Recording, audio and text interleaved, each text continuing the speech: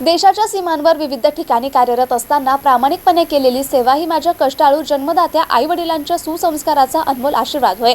त्यांच्या आशीर्वादानेच देशसेवा करताना जीवावर बेतलेल्या अनेक प्रसंगातून मी आज जिवंत दिसतोय।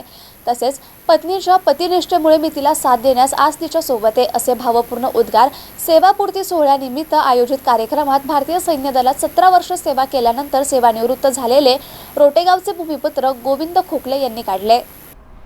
आजच्या युवक युवतींना संबोधित करताना म्हणाले की आईवडिलांची मनोभावे सेवा करा, त्यांच्या आशीर्वादाने जीवनातील जीवघेण्या प्रसंगातून आपण सही सलामत राहू शकतो आणि आपले कल्याण होते। गावकऱ्यांनी सेवानिवृत्ती फौजी गोविंद बाजीराव खोकले यांची उघड्या जीपमधून पत्नी जयश्री आणि कन्या सान्विकासह प्रवेशद्वारापासून डीजे लावून भव्य मिरवणूक काढली।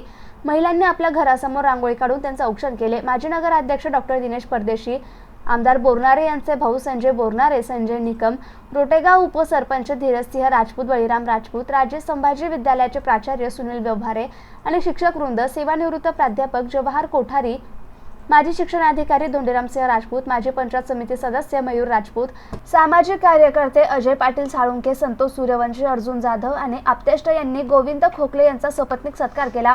तसेच त्यांच्या मातोश्री मीराबाई खोकले आणि वडील बाजीराव खोकले यांचाही सत्कार केला। पत्रकार संघ अध्यक्ष शांताराम मगर आणि सूर्यवंशी यांनी गौरवपत्र देऊन खोकले यांचा सन्मान केला। या प्रसंगी रोटेगाव आणि परिसरातील तसेच तालुक्यातील महिला पुरुष मोठ्या संख्येने उपस्थित होते। सूत्रसंचालन धोंडीराम ठाकूर यांनी केले। आभार शांताराम मगर यांनी मानले। कार्यक्रमाच्या यशस्वीतेसाठी पप्पू खोकले, भगवान खोकले, सोमनाथ खोकले, सचिन शिंदे, गणेश बोर्डे, सोमनाथ बोर्डे, नवनाथ मगर यांनी प्रयत्न केले। Shailendra Khermode, MCN news, Vaijapur.